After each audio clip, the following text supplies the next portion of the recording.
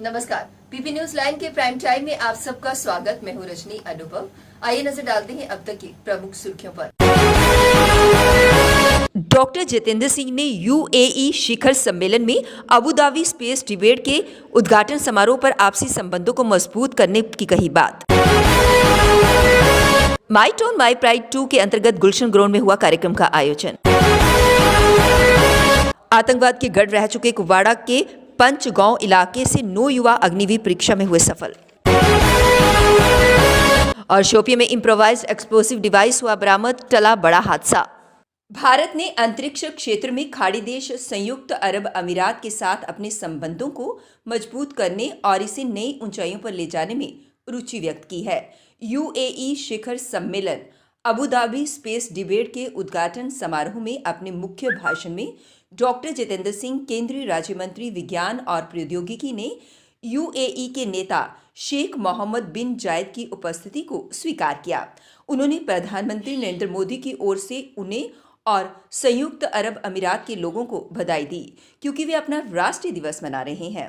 उन्होंने 2017 के बाद से अंतरिक्ष क्षेत्र में दोनों देशों के बीच बढ़ते संबंधों का उल्लेख किया, जब अमीरात ने पहली बार नैनो सैटेलाइट नाइक 1 लॉन्च किया था।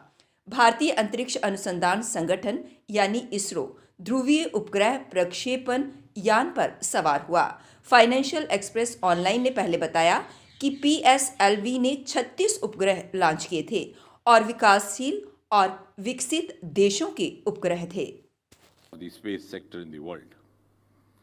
I'm also pleased to share with you that in India we believe in the philosophy of what we describe as Vasudev Kutumbakam, which means the world is one family. This philosophy not only calls for bringing all the stakeholders together, but also to share the fruits of our development with all of them. It is because of our strong commitment to our values that we want to share the fruits of space development to reach all the countries and bring closer cooperation between governments and private entities in the space sector. With this idea, we have, with the intervention and indulgence of Prime Minister Modi, recently brought certain landmark reforms leading to policy initiatives to tap the best of our research potential as well as participation of the private sector.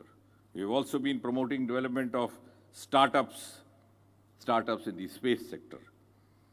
And this is meant to facilitate the entry of foreign government and foreign private sector entities as well. In this regard, India has recently established a dedicated organization called the Indian Space Promotion and Authorization Center, or abbreviated as InSpace, which is tasked with the objective of hand-holding our nascent private entities in the space sector. I appreciate that the thrust of the Abu Dhabi space debate today is on building the role of governments in empowering space business and technology.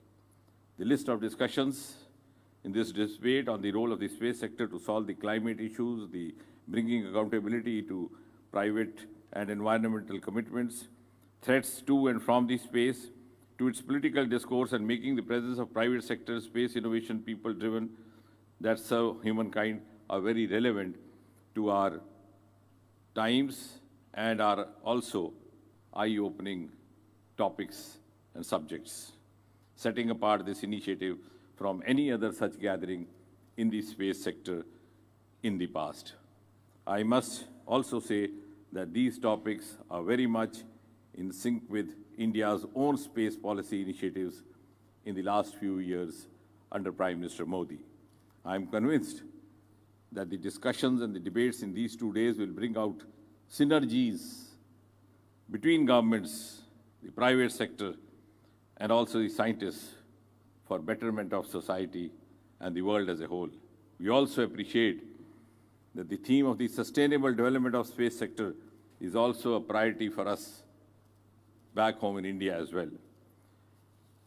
And before I conclude, let me reiterate over here that as a key global player in the space sector, India is keen to take its space cooperation with the UAE to the newer heights and to make maximum use of this august gathering today.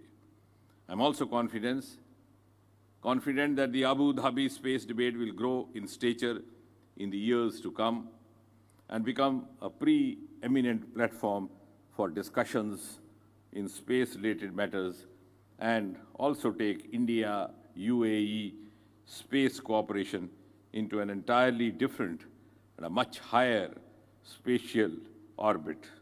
Lastly, as India assumed the chairmanship of G20 very recently on 1st of December, let me once again welcome the UAE to the G20 summit and the G20 meetings during the period of India's chairmanship. And before I end, I wish all the success to the Abu Dhabi space debate and thank the UAE and its leadership for having taken this important initiative. Thanks once again and greetings to all.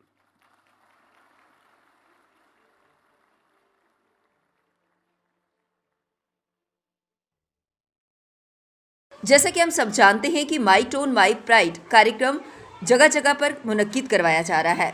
इसी श्रृंखला के अंतर्गत गुलशन ground में exhibition लगाई गई है, जिसमें विभिन्न स्टॉल्स लगाए गए हैं और सभी जम्मू वासियों को यहां आने के लिए कहा गया है ताकि वे इस एग्जीबिशन में आकर दी जा रही सुविधाओं का पता लगा सकें और उनका लाभ ले सकें।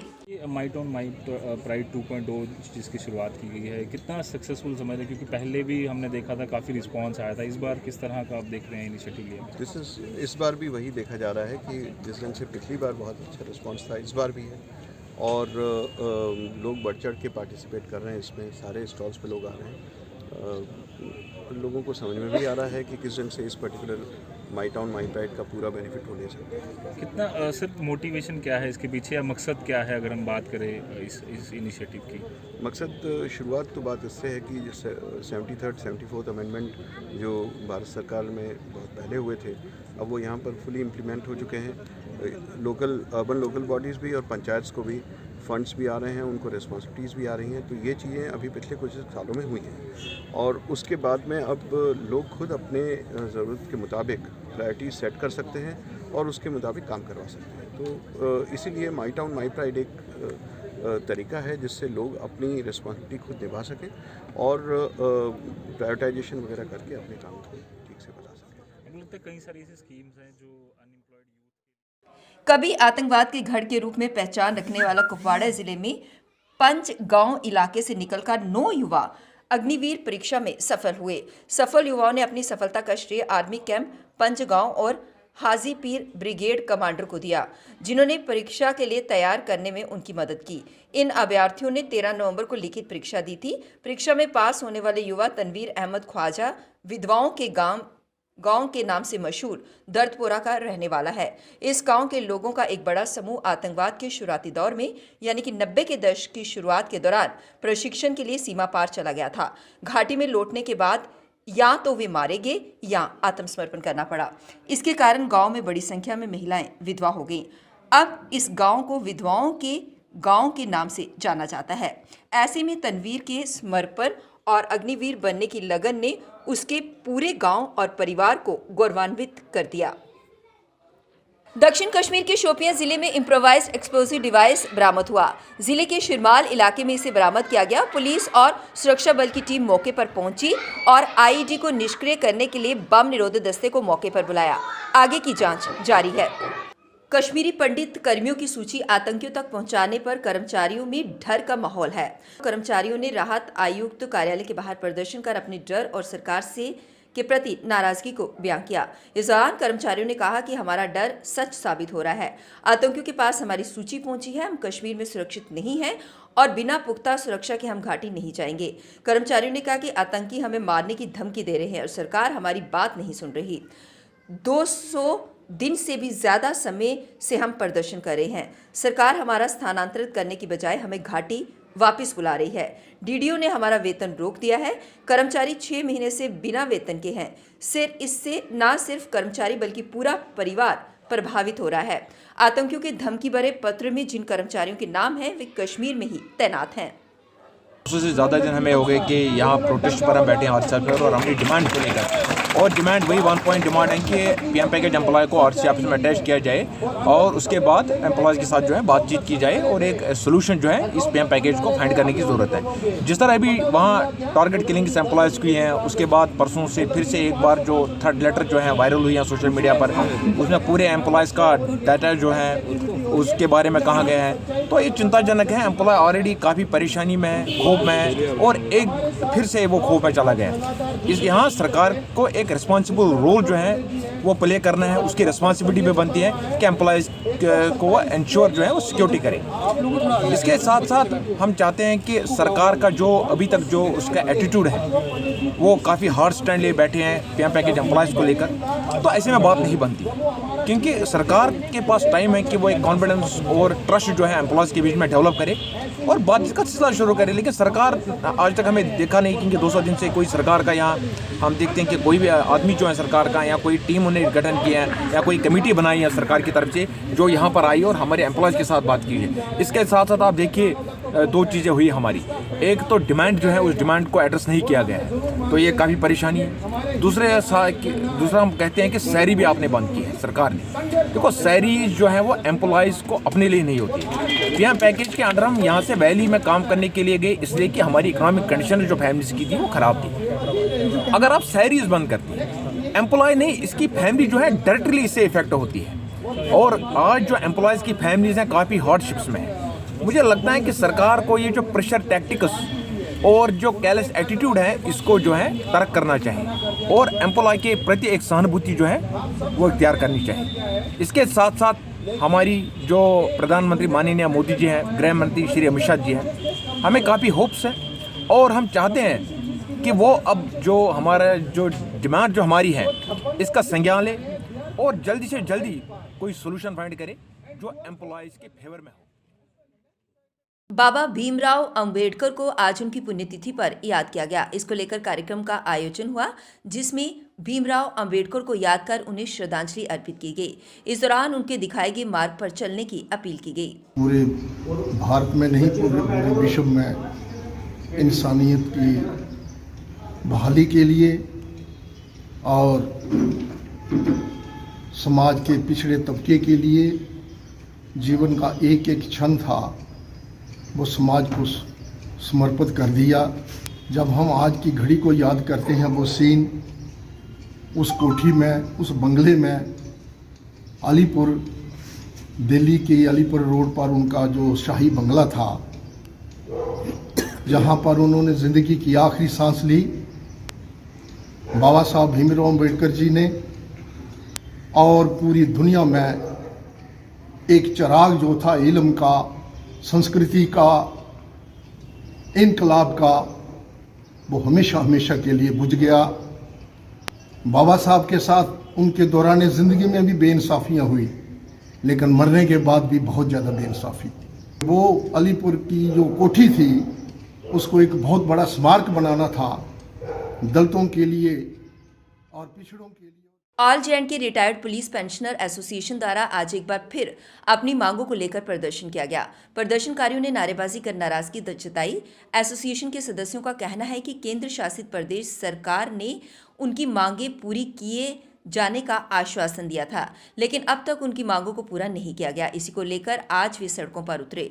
उन्होंने कहा कि पे एनोमली सहित अन्य एरियर को भी जारी नहीं किया गया। उन्होंने सरकार से मांग करते हुए कहा कि जल्द से जल्द इन्हें जारी किया जाना चाहिए और अगर ऐसा नहीं हुआ तो वो अपनी मांगों को लेकर उग्र प्रदर्शन करेंगे।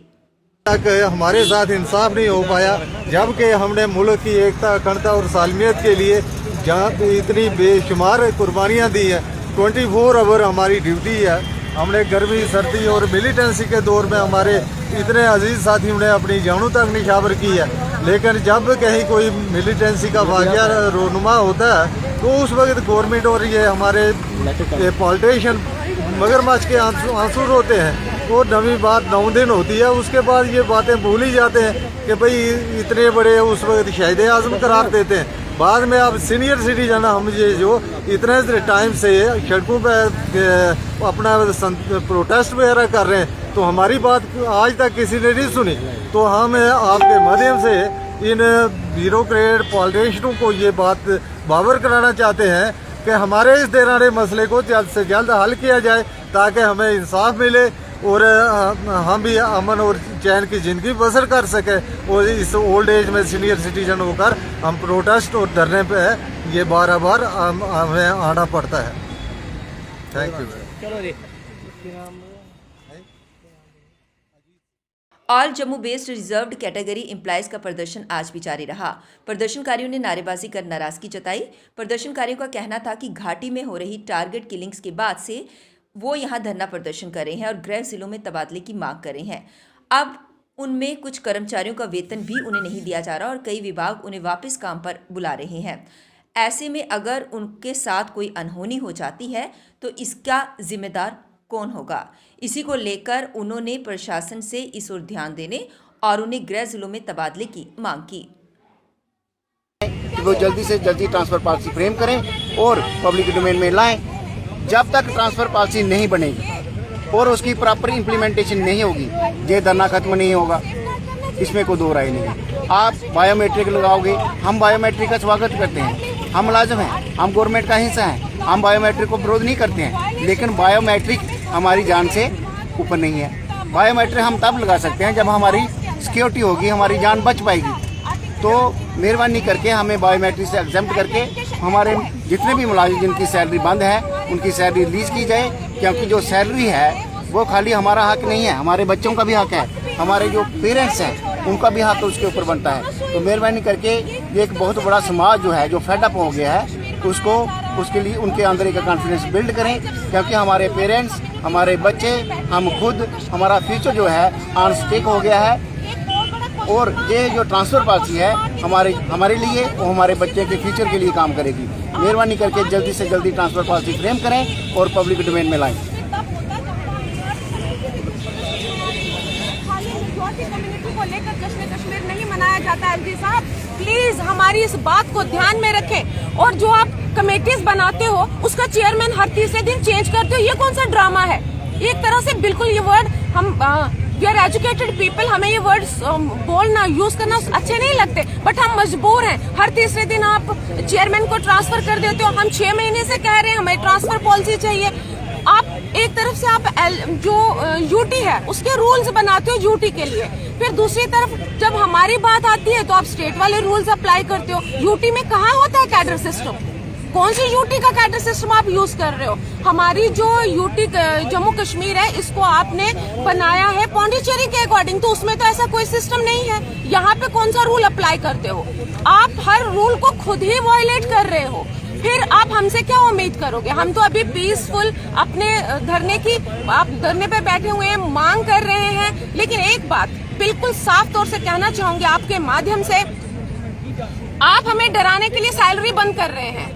हम भीम अंबेडकर की औलाद है यहाँ बैठे हुए, हम सैलरी से नहीं डरते हैं। सैलरी बंद करने में तंगी आएगी, बहुत कुछ होगा, तंगी आने दीजिए, लेकिन हम यहाँ से तब तक नहीं उठेंगे जब तक हमारी ट्रांसफर पॉलिसी नहीं। जम्मू के बेटे सतेंद्र शानू का गाना मन मर्जियां आज जम्मू में रिलीज हुआ। इस मौके पर एक विशेष कार्यक्रम का आयोजन किया गया जिसमें इस गाने को रिलीज किया गया। इस दौरान डुग्गर लोक मंच के अध्यक्ष बिशन दास, भाजपा नेता विनय गुप्ता व अन्य गणमान्य लोग मौजूद रहे, जिन्होंने गाने की सराहना की और पूरी टीम को मुबारकबाद दी। लॉन्च करने का सौभाग्य प्राप्त हुआ है। जम्मू के इससे ज़्यादा प्रसन्नता क्या होती है, हो सकती है कि आज एक सन ऑफ साइल जिन्होंने इतना शानदार जहाज में दी हुई है। मैं धन्यवाद करता हूँ भीषण जी का, जिन्होंने ऐसे बच्चे को संस्कार दिए हैं। जैसे जम्मू का नाम रियाज सागर जी ने, ओम प्रकाश जी ने, मुकेश ऋषि ने रोशन किया है, मैं शानू जी से भी उम्मीद रखता हूँ जब भी जम्मू का नाम रोशन करेंगे और बढ़ चढ़ कर ऐसा कार्य करेंगे कि हमें इनका गर्व हो कि शानू जी ने ऐसा कार्य किया है। मैं फिर एक बार जम्मू की ओर से, पूरे भारतीय जनता पार्टी की ओर से शानू जी का और बिशन जी का धन्यवाद करता हूँ। अब वक्त हो चला एक ब्रेक का, मिलते हैं ब्रेक के बाद। रंगीन खबरों की परत दर परत खोलता है तबसरा, बयां करता है खबर के पीछे की कहानी। तीर पंचाल से सब कुछ दिखता है।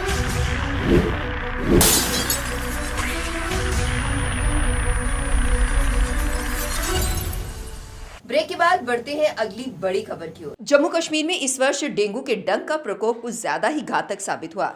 इस मच्छर ने पहली बार स्वास्थ्य विभाग और नगर निगम के माथे पर शिकन ला दी और कई प्रयासों के बावजूद काबू में नहीं आया।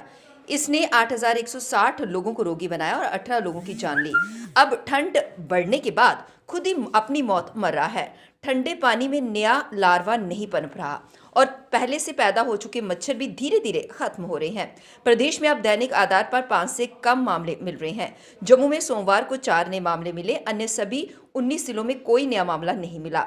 इस साल जिला जम्मू डेंगू से सार्वजनिक प्रभावित रहा। यहां डेंगू के 5,487 मामले सामने आए। इसके बाद उधमपुर दूसरे नंबर पर रहा, जहां अब तक डेंगू के 828 मामले मिल चुके हैं। इस साल पहली बार प्रदेश में रिकॉर्ड 3,621 डेंगू के परीक्षण करवाए जा चुके हैं।